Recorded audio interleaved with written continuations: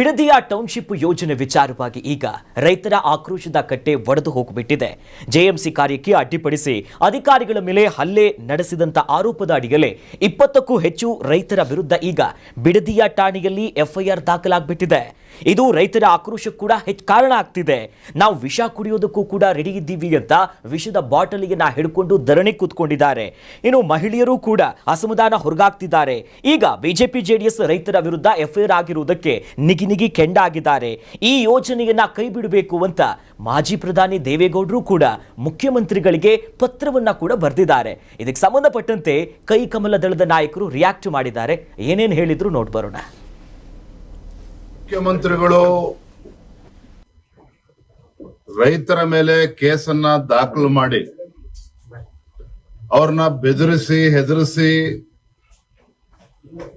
ರೈತರನ್ನ ಬೀದಿಗೆ ತಂದು ಜಮೀನನ್ನ ಕಸ್ಕೊಳ್ಬಹುದು ಅನ್ನುವ ಭ್ರಮೆನಲ್ಲಿ ಅವ್ರೇನಾರ ಇದ್ರೆ ಆ ಭ್ರಮೆಯಿಂದ ಹೊರಗೆ ಬರಬೇಕು ಅಂತೇಳಿ ತಮ್ಮ ಮುಖೇನ ನಾನು ಆಗ್ರಹ ಪಡಿಸ್ತಾ ಇದ್ದೇನೆ.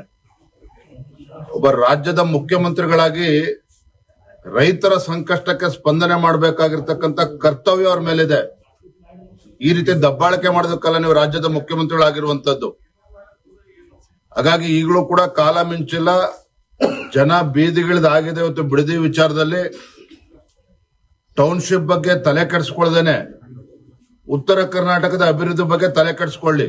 ಇವತ್ತು ಬೆಳಗ್ಗೆ 10 ಜನದ ಮೇಲೆ ಅಧಿಕೃತವಾಗಿ 10 ಜನದ ಮೇಲೆ ಎಫ್ಐಆರ್ ನ ದಾಖಲೆ ಮಾಡಿದ್ದಾರೆ. 307 ನ ಅವ್ರ ಮೇಲೆ ಏರಿದ್ದಾರೆ. ಅದರಲ್ಲಿ 5 ಜನ ಮಹಿಳೆಯರ ಮೇಲೆ ಎಫ್ಐಆರ್ ಮಾಡಿದ್ದಾರೆ. ಸರ್ಕಾರ ಏನ್ ಸಂದೇಶ ಕೊಡಕ್ ಹೋಗ್ತಾ ಇದೆ ಅಂತಕ್ಕಂಥದ್ದು ಇವತ್ತು ಸರ್ಕಾರ ಉತ್ತರ ಕೊಡಬೇಕಾಗ್ತದೆ. ಯಾಕೆಂದ್ರೆ ಇವತ್ತು ನೀವು ರೈತರ ಬಗ್ಗೆ ನನಗೆ ಪ್ರಶ್ನೆ ಕೇಳಿದ್ರಿ. ಇವ್ರನ್ನೆಲ್ಲ ಕೂರಿಸ್ಕೊಂಡು ಒಂದು ಸೌಜನ್ಯತೆಗೆ ಒಬ್ಬ ಮುಖ್ಯಮಂತ್ರಿ ಆದವರು, ಯಾಕೆಂದ್ರೆ ಅವರ ಸ್ವಂತ ತವರು ಜಿಲ್ಲೆ ಅದು. ಅಲ್ಲಿ 4 ವಿಧಾನಸಭಾ ಕ್ಷೇತ್ರಕ್ಕೆ 4 ಜನಕ್ಕೂ ಕೂಡ ಇವತ್ತು ಶಾಸಕ ಸ್ಥಾನ ಕೊಟ್ಟಿದ್ದಾರೆ ಅಲ್ಲಿರ್ತಕ್ಕಂಥ ಜಿಲ್ಲೆ ಜನ. ಆದ್ರೆ ಒಂದು ಸೌಜನ್ಯಕ್ಕಾದ್ರೂ ಅವರನ್ನ ಕರೆದು ಇಲ್ಲಿವರೆಗೂ ಭೇಟಿ ಮಾಡ್ತಕ್ಕಂಥ ಪ್ರಯತ್ನ ಆಗಿಲ್ಲ. ಬದಲಾಗಿ ಅವ್ರಿಗೆ ಬೇಕಾದಂತ ಒಂದಷ್ಟು ಜನನ್ ಕರ್ಸ್ಕೊಂಡು ಈ ತರ ರೈತರ ಶಾಲೆ ಹಾಕೊಂಡು ಕೂರ್ಸ್ಕೊಂಡು ರೈತರ ಜೊತೆ ನಾನು ಒಂದ್ ಸಂವಾದ ಮಾಡಿದೀನಿ, ಅವ್ರ ಒಪ್ಪಿಗೆ ತಗೊಂಡಿದೀನಿ ಅಂತ ಒಂದು ಬಿಂಬಿಸಿದ್ರು ಹೊರತುಪಡಿಸಿ ಯಾವ ರೈತರ ಜೊತೆ ಅಲ್ಲಿರ್ತಕ್ಕಂಥ ನಿಜವಾದ ರೈತರ ಜೊತೆ ಸರ್ಕಾರ ಆಗ್ಲಿ ಮುಖ್ಯಮಂತ್ರಿಗಳಾಗ್ಲಿ ಕೂತು ಚರ್ಚೆ ಮಾಡ್ತಕ್ಕಂಥ ಒಂದು ಸೌಹಾರ್ದಿತವಾದಂತ ವಾತಾವರಣ ಸೃಷ್ಟಿ ಮಾಡಿಲ್ಲ. ನೋಡಿ, ಅವರು ಕಾನೂನಾತ್ಮಕವಾಗಿ ಅವರು ಕೇಳಿಕೊಂಡು ನಮಗೆ ಇದನ್ನ ಮಾಡಬೇಡಿ ಅಂತ ಹೇಳಿ ಅವರ ಪ್ರತಿಭಟನೆ ಮಾಡೋದ್ರಲ್ಲಿ ಅಥವಾ ಶಾಂತಿಯಿಂದ ಪ್ರತಿಭಟನೆ ಮಾಡೋದನ್ನ ನಾವು ಯಾರು ಕೂಡ ಬೇಡ ಅಂತ ಹೇಳೋದಿಲ್ಲ. ಆದರೆ ಇದರ ಹಿಂದೆ ರಾಜಕೀಯ ಕಾರಣಕ್ಕೆ, ರಾಜಕೀಯ ಒಂದು ಒತ್ತಡಕ್ಕೆ ಮಣಿದು ಅವರು ಆ ರೀತಿ ಪ್ರತಿಭಟನೆಗಳನ್ನು ಮಾಡಿದರೆ ಸರ್ಕಾರ ಅದನ್ನ ಖಂಡಿತವಾಗಿ ಕಾನೂನಾತ್ಮಕವಾಗಿ ಏನು ಕ್ರಮ ತಗೋಬೇಕು ತಗೊಳ್ತಾರೆ. ದಿನ ಭೂಮಿ ಅಂತ ಹೋರಾಟ, ಈಗ ಕಾನೂನು ಹೋರಾಟ ಕೂಡ ಅವರಿಗೆ ಒಂದು ಆ್ಯಡ್ ಆಗ್ತಾ ಇದೆ. ನಿನ್ನೆ ಆಗಿರುವಂಥ ಎಫ್ಐಆರ್ ಪ್ರಕರಣಗಳೆಲ್ಲ ನೋಡ್ತಾ ಇದ್ರೆ ವಿಷದ ಬಾಟ್ಲಿ ಹಿಡ್ಕೊಂಡು ಕೂತಿದ್ರು ಸರ್. ಇವತ್ತು ಅಂದರೆ ಈ ರೈತರನ್ನ ಇವರು ಯಾವ ಮಟ್ಟಕ್ಕೆ ನಿರ್ಲಕ್ಷ್ಯ ಮಾಡ್ತಾರೆ ಅನ್ನೋದಕ್ಕೆ ಇದೊಂದು ಲೆಕ್ಕಾಚಾರ ಸಿಗ್ತದೆ. ಹೌದು, ನಿಮ್ಮ ಜಮೀನನ್ನು ನಾನು ಕಿತ್ಕೊಳ್ತಾ ಇದ್ದೀನಿ, ನೀವೇನೂ ಮಾಡಬೇಡಿ, ನೀವು ಸದ್ದು ಮಾಡೋಂಗಿಲ್ಲ ಅನ್ನುವಂಥದ್ದು ಏನಾದರೂ ಇದ್ದರೆ ಅದಕ್ಕೊಂದು ಅಧಿಸೂಚನೆ ಹೊಡಿಸ್ಬೇಕಾಗಿತ್ತು. ನೀವು ಅಂತಿಮ ಅಧಿಸೂಚನೆ ಹೊರಡಿಸಿದ್ರೆ 518 ಎಕರೆಗೆ ಅಂತ ಹೇಳ್ತಾ ಇದ್ದಾರಲ್ಲ, ಯಾರನ್ನ ಕೇಳಿ ಅಂತಿಮ ಅಧಿಸೂಚನೆ ಹೊರಡಿಸಿದ್ರಿ ಅಂತ ಕೇಳ್ತಾ ಇದ್ದಾರೆ ಅವರು. ಹೌದು, ನೀವು 6-1 ಏನೋ ಮಾಡಿ ಕಳಿಸಿದ್ದಾರೆ, ಅಂತಿಮ ಅಧಿಸೂಚನೆ ಬಂದಿದೆ. ಅದಾದ ನಂತರದಲ್ಲಿ ಇವರೇನೋ ಕ್ರಮ ತಗೋಬೇಕು, ಮತ್ತೊಂದು ತಗೋಬೇಕು ಅಂತ ರೈತರುಗಳೆಲ್ಲ ಒಗ್ಗಟ್ಟಾಗಿ ಅವರು ಕಾನೂನು ಮೊರೆ ಹೋಗುವಂಥ ಪ್ರಯತ್ನದಲ್ಲಿದ್ದೀವಿ ಅಂತ ನಿನ್ನೆ ನಮ್ಮ ಚಾನಲ್ನ ಜೊತೆ ಮಾತಾಡ್ತಿರ್ಬೇಕಾದ್ರೆ ರೈತರು ಹೇಳಿದ್ರು, ರೈತ ಮುಖಂಡ ಹೇಳಿದ್ರು. ಈ ರೈತರು ಮತ್ತು ಭೂಮಿಯ ಸಂಬಂಧ ಏನಿದೆ, ಇದು ತಾಯಿ ಮಗುವಿನ ಸಂಬಂಧ. ಇದು ಹೌದು, ತಾಯಿ ಮಗುವಿನ ಸಂಬಂಧ. ಯಾವ ತಾಯಿ ತಾನೇ ತನ್ನ ಮಗುನ ಕಿತ್ಕೊಳ್ತಿರ್ಬೇಕಾದ್ರೆ ಸುಮ್ಮನಾಗ್ತಾಳೆ? ಸಹಜವಾದ ಪ್ರಕ್ರಿಯೆ ಅದು. ಹೌದು, ನೀವು ಆ ರೈತನಿಂದ ಭೂಮಿ ಕಿತ್ಕೊಳ್ಳೋಕೆ ಪ್ರಯತ್ನ ಪಡ್ತಿದ್ದೀನಿ, ಆತ ಯಾಕೆ ಸುಮ್ಮನೆ ಇರ್ತಾನೆ? ಹೇಗೆ ಸುಮ್ಮನೆ ಇರ್ತಾನೆ? ಅಸಾಧ್ಯ.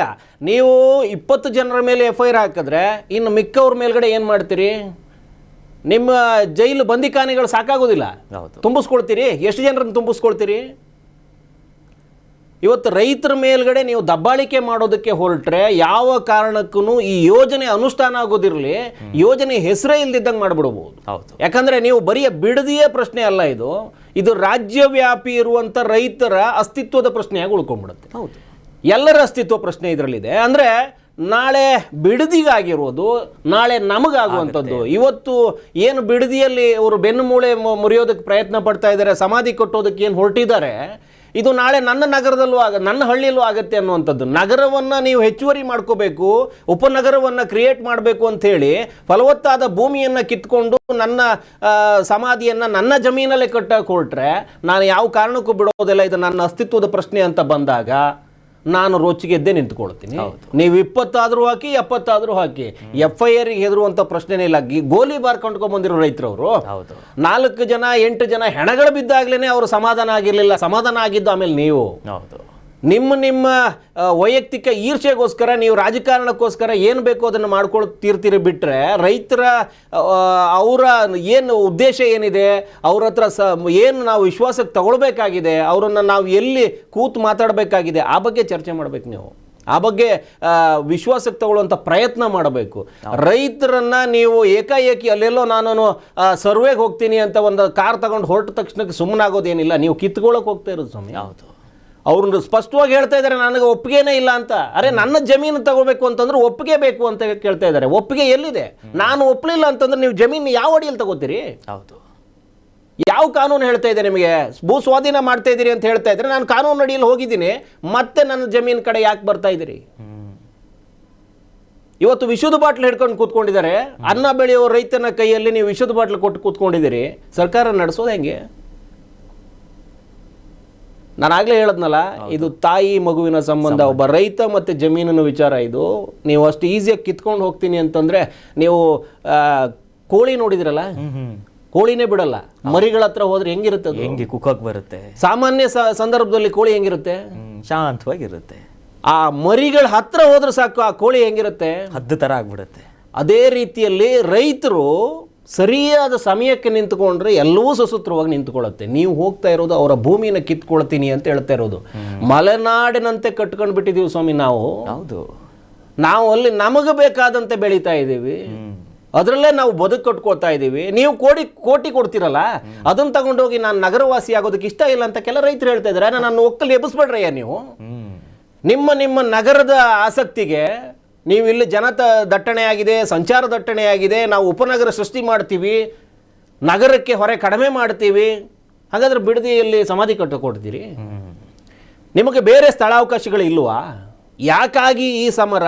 ನಿಮ್ಮ ವೈಯಕ್ತಿಕ ಇವತ್ತು ದೇವೇಗೌಡರು ಮಾತಾಡ್ತಾ ಇದ್ದಾರೆ. ಹೌದು, ನಾನು ಗಾಂಧಿ ಪ್ರತಿಮೆ ಮುಂದೆ ಬಂದು ಏನು ಕೂತ್ಕೊಳ್ತೀನಿ.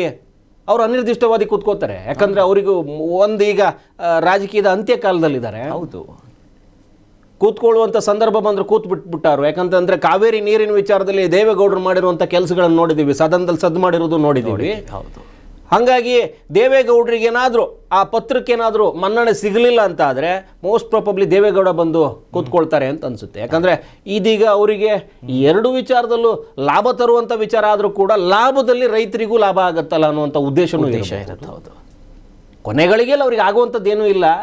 ನಾಡಿನ ರೈತರು, ಅದರಲ್ಲೂ ಈ ರಾಮನಗರ ಮತ್ತು ಈ ಹಾಸನ ಮತದಾರರು ಏನಿದಾರಲ್ಲ, ಅದು ಮನೆ ಮಂದಿ ಇದ್ದಂಗೆ ರೈತರಿಗೆ, ಇವರು ಗೌಡರಿಗೆ. ಹೌದು, ಅರೆ JDSಗೆ ಬೆಂಬಲ ತುಂಬಿದವರೇ ಅವರು, ಬಲ ಕೊಟ್ಟವರೇನೆ ಅವರು. ಹಳೆ ಮೈಸೂರಿನ ಎರಡು ಶಕ್ತಿಗಳವಲ್ಲ. ಇನ್ನು ನಮ್ಮ ರಾಮನಗರ ಜಿಲ್ಲೆಯಲ್ಲಿ ಈಗ ಕೈ ಬಿಟ್ಟಿರ್ಬೋದು, 4-4 ಕಾಂಗ್ರೆಸ್ ಕಡೆ ಹೊರಟಿದ್ದಾರೆ ಅಂತ ನಿಖಿಲ್ ಹೇಳ್ತಾ ಇದ್ರಲ್ಲ. ಆದರೆ ಆ ರಾಮನಗರ ಇವರು ಎಲ್ರಿಗೂ ಬದುಕು ಕೊಟ್ಟಿದೆ, ರಾಜಕೀಯ ಬದುಕು ಕೊಟ್ಟಿದೆ.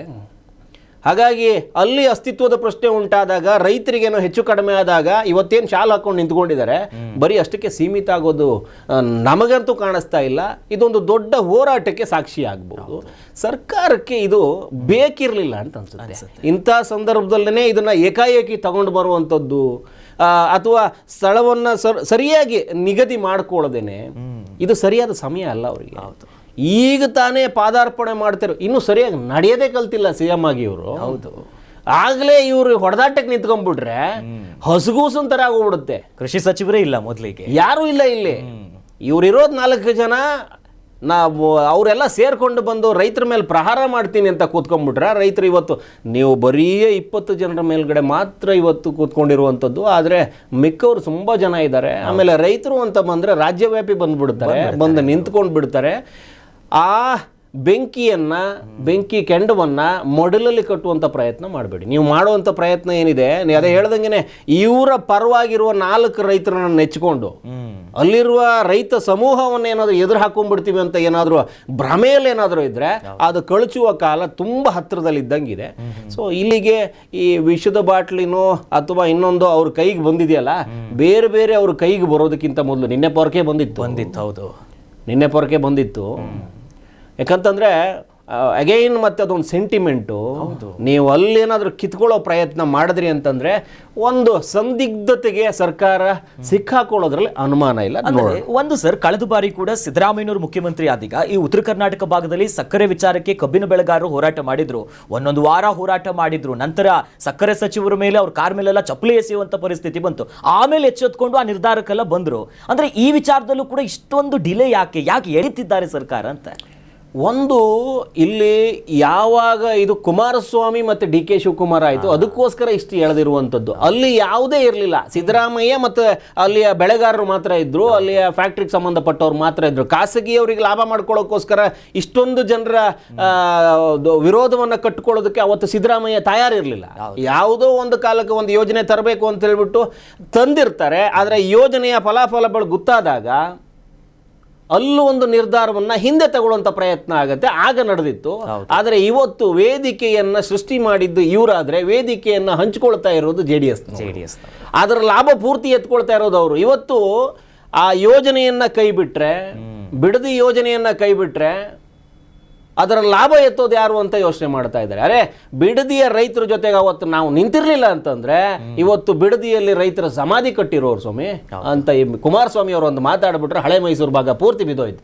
ಅಷ್ಟು ಮಟ್ಟಕ್ಕೆ ಆಲೋಚನೆ ಮಾಡದಿರುವಷ್ಟು ಸಣ್ಣವರಲ್ಲ ಡಿ ಕೆ ಶಿ. ಚಾಣಾಕ್ಷ ಆಗಿರೋದರೆ ಒಂದಷ್ಟು ಶೂಟೌಟ್ ಎಲ್ಲ ಮಾಡ್ಕೊಂಡು ಬಂದಿರೋರು. ದೇವೇಗೌಡರು ಈಗ ಕೊಟ್ಟಿರೋ ಬಾಣ ಇದೆಯಲ್ಲ, ಬಿಟ್ಟಿರೋ ಬಾಣ ಇದೆಯಲ್ಲ, ಇದನ್ನ ಹೆಂಗ್ ತಡ್ಕೋತಾರೆ ಅನ್ನೋದು. ಇವ್ರ ಹತ್ರ ಏನಾದ್ರು ಬೇರೆ ಬ್ರಹ್ಮಾಸ್ತ್ರಗಳು ಬೇಕು. ಅವರು ವಿಧಾನಸೌಧದ ಮುಂದೆ ಈ ಏಜ್ ಅಲ್ಲಿ ಬಂದು ಏನಾದ್ರು ಕೂತು ಬಿಟ್ರೆ ಕಾಂಗ್ರೆಸ್ಸೇ ಒಂದು ಲೆಕ್ಕಾಚಾರಕ್ಕೆ ಅಲ್ಲಾಡ ಹೋಗ್ಬಿಡುತ್ತೆ. ಅಂತ ಸಂದರ್ಭವನ್ನ ತಂದಿಟ್ಕೊಳ್ಳೋದಕ್ಕಿಂತ ಮೊದಲೇ ನೀವು ಹೇಳ್ದಂಗೆ ಏನಾದರೂ ಒಂದು ಬದಲಿ ಪ್ರಯತ್ನವನ್ನ ಮಾಡಿ ಇದೇ ಯೋಜನೆಯನ್ನ ಸ್ಥಳಾಂತರ ಮಾಡೋದಕ್ಕೂ ಅವಕಾಶ ಇದೆ. ಇವರಿಗೆ ಬೇಕಾಗಿರೋ ಕಡೆನೂ ತಗೊಂಡೋಗಿ ಹಾಕೋಬಹುದು. ಹಂಗೇನಾದ್ರೂ ಒಂದು ಆಲೋಚನೆ ನಿಮ್ಮಲ್ಲಿದ್ರೆ ಅದನ್ನ ಮಾಡ್ಕೊಂಡ್ ಬಿಡಿ ಅತ್ಲೆಗೆ. ಈ ಯೋಜನೆಯನ್ನ ಬಿಡದಿಯಲ್ಲೇನೆ ಬೇರೆ ಬೇರೆ ಈ ಕೃಷಿಗೆ ಯೋಗ್ಯವಲ್ಲದ ಭೂಮಿ ಇದೆ ಅಂತ ಸ್ಥಳಕ್ಕೆ ಸ್ಥಳಾಂತರ ಮಾಡಿಕೊಂಡು ಅಲ್ಲೇನಾದ್ರೂ ಯೋಚನೆಗಳು ಮಾಡೋದಕ್ಕೆ. ಯಾಕಂದ್ರೆ ನೀವೀಗ ಆಗಲೇ ನಿಮ್ಮದೇ ಹಾರೋಹಳ್ಳಿಯಲ್ಲಿ ಕೈಗಾರೀಕರಣಕ್ಕೋಸ್ಕರ ಒಂದು ಹಬ್ ಮಾಡ್ಕೊಂಡಿದ್ರಿ. ಅಲ್ಲೂ ಆ ಸುತ್ತಮುತ್ತಲಲ್ಲೇ ಮಾಡಿಕೊಂಡ್ರೆ ಎರಡೂ ಉದ್ಯಮಿಗಳಿಗೂ ಅಥವಾ ನಗರಕ್ಕೂ ಸಂಬಂಧಪಟ್ಟಂಗೆ ಅಲ್ಲಿ ಕೈಗಾರಿಕೋದ್ಯಮ ಇರುತ್ತೆ, ಇನ್ನೊಂದು ನಗರಕ್ಕೆ ಸಂಬಂಧಪಟ್ಟಂಗೆ ಇಲ್ಲಿ ಒಂದಷ್ಟು ಉದ್ಯೋಗಗಳು ಸೃಷ್ಟಿಯಾಗುತ್ತೆ ಅನ್ನೋ ನಿಟ್ಟಲ್ಲಿದ್ದರೆ ಅಲ್ಲೇ ತಗೊಂಡೋಗಿ ಹಾಕ್ಬಿಡಿ ಅಂತ ಯಾರು ವಿರೋಧನೂ ಇರೋದಿಲ್ಲ. ನಿಮ್ಮದೇ ಒಂದಷ್ಟು ಜಮೀನು ಇರ್ಬೋದು, ಅಲ್ಲೇ ಹಾಕೊಂಬಿಡಿ ಅತ್ಲಾಗೆ. ಯಾರು ಕೇಳ್ತಾರೆ ನಿಮ್ಮನ್ನು? ಆದರೆ ಈ 12 ಕುಂಟೆ 10 ಕುಂಟೆ 20 ಕುಂಟೆ ನಾನೇನೋ ಬದುಕೋದಕ್ಕೋಸ್ಕರ ಇಟ್ಕೊಂಡಿದ್ದೀನಿ ಸ್ವಾಮಿ, ನನ್ನ ತಾತನ ನೆನಪು ನನ್ನ ಅಜ್ಜಿ ನೆನಪಿಗೋಸ್ಕರ ಇಟ್ಕೊಂಡಿದ್ದೀನಿ, ಅದನ್ನೂ ಕಿತ್ಕೊಳ್ಳೋಕೆ ಬಂದರೆ ನಾನು ನಿಮ್ಮನ್ನು ಬಿಟ್ಬಿಡ್ತೀನ ಅನ್ನುವಂಥ ನಿಟ್ಟಲ್ಲಿ ಇವತ್ತು ವಿಷದ ಬಾಟ್ಲಿ ಬಂದಿದೆ, ನಿನ್ನೆ ಪೊರಕೆ ಬಂದಿದೆ. ನಾಳೆ ದಿನಗಳಲ್ಲಿ ಅವ್ರ ಕೈಗೆ ಬೇರೆ ಬರದೇ ಇರೋ ರೀತಿ ನೋಡ್ಕೊಳ್ಳಿ. ದೇವೇಗೌಡರು ಗಾಂಧಿ ಪ್ರತಿಮೆ ಮುಂದೆ ಬರದೇ ಇರೋ ರೀತಿ ನೋಡ್ಕೊಳ್ಳಿ. ನಿಮ್ಮ ಸರ್ಕಾರ ಸುಭದ್ರವಾಗಿರುತ್ತೆ. Yes, Karnataka news beat follow ಮಾಡಿ, ಸಬ್ಸ್ಕ್ರೈಬ್ ಮಾಡಿ.